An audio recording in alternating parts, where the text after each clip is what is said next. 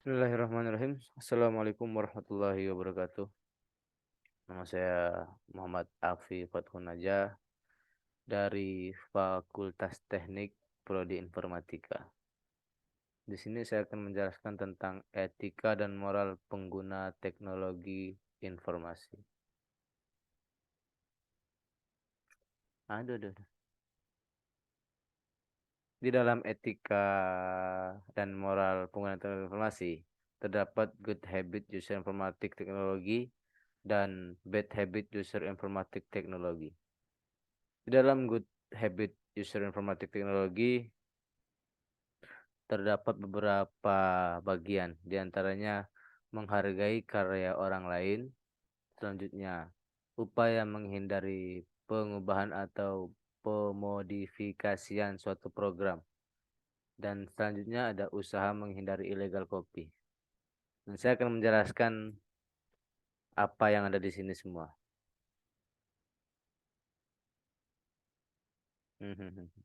Bentar. Beberapa perbuatan yang dapat mencerminkan penghargaan kita terhadap hasil karya orang lain. Selalu menggunakan perangkat lunak yang asli, resmi, dan berlisensi dari perusahaan yang mengeluarkan perangkat lunak tersebut.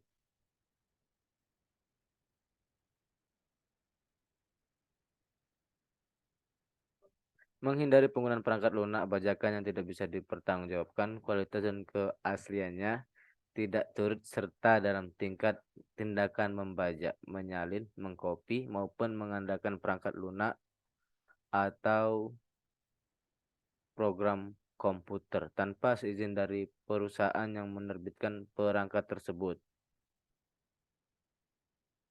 Dan yang selanjutnya ini tentang upaya menghindari pengubahan atau memodifikasi suatu program, melakukan penambahan ataupun pengurangan serta penyempurnaan suatu program.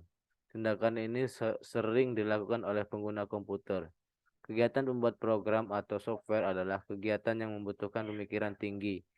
Bagaimana rasanya bila tanpa pengetahuan Anda sebagai pembuat program, ternyata program itu diubah atau dimodifikasi oleh orang lain untuk kepentingan komersial.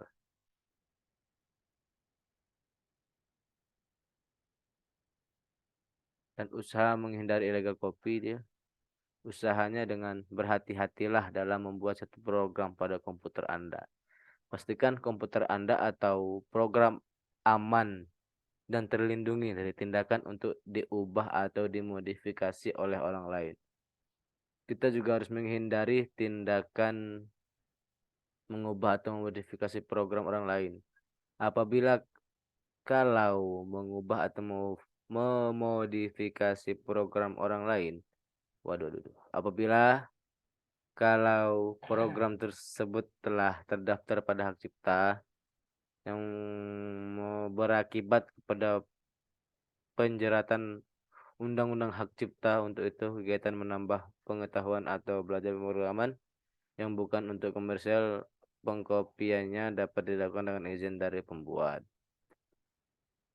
Dan selanjutnya kita lanjut di bad habits user informatik teknologi, terdapat beberapa rangkaian, di antara lain hacking atau cracking. Di dalam hacking dan cracking, sini saya akan menjelaskan tentang hacking atau cracking. Hacking atau tracking adalah tindakan pembodohan data rahasia atau institusi pembeli barang lewat internet dengan menggunakan nomor kartu kredit orang lewat internet dengan menggunakan nomor kartu kredit orang lain tanpa izin atau carding. Merupakan contoh-contoh dari tindakan hacking. Ya, seperti itulah. Hmm, Pembajakan.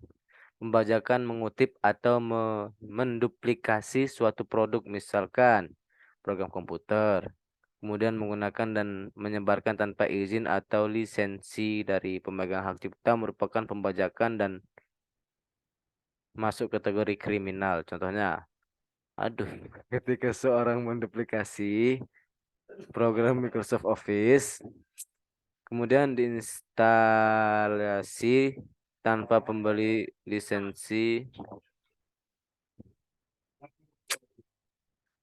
Maaf ya, ada kesalahan sebentar. Maaf, maaf.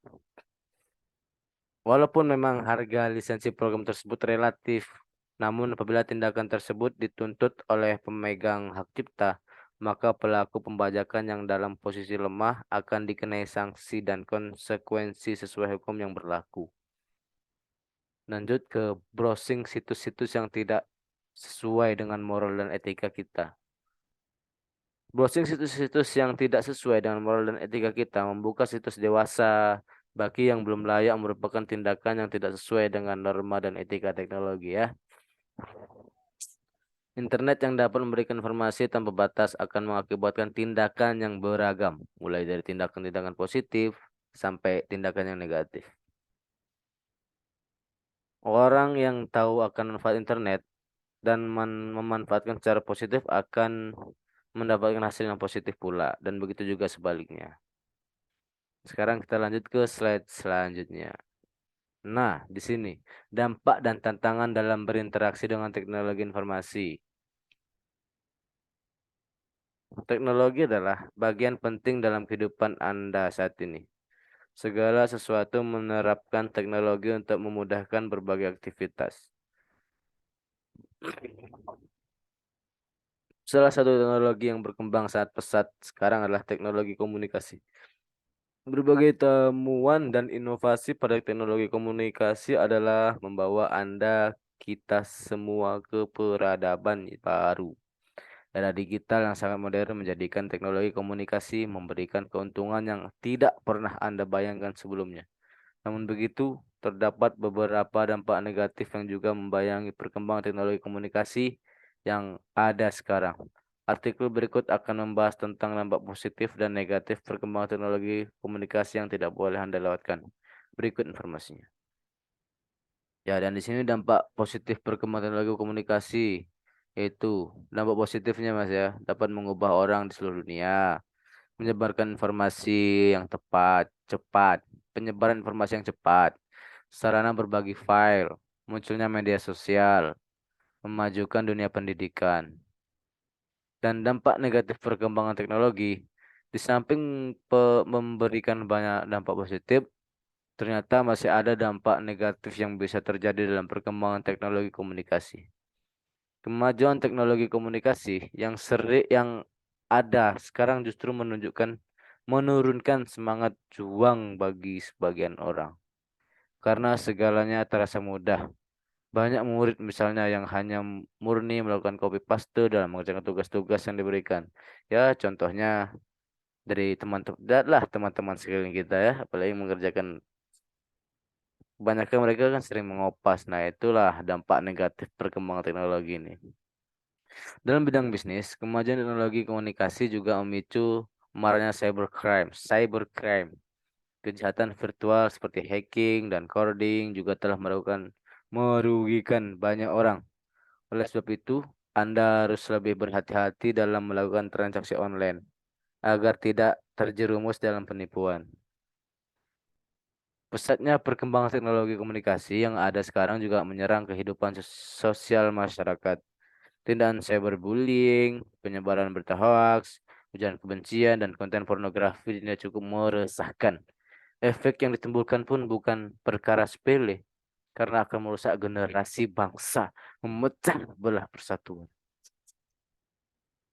Demikian informasi terkait dampak positif dan negatif yang ditimbulkan oleh perkembangan teknologi komunikasi saat ini. Anda sebagai warga negara yang baik harus lebih bijak dan jeli dalam memanfaatkan teknologi komunikasi yang ada sekarang. Semoga kedepannya akan selalu ada solusi yang dapat memberantas dampak negatif yang kemungkinan akan semakin meningkat.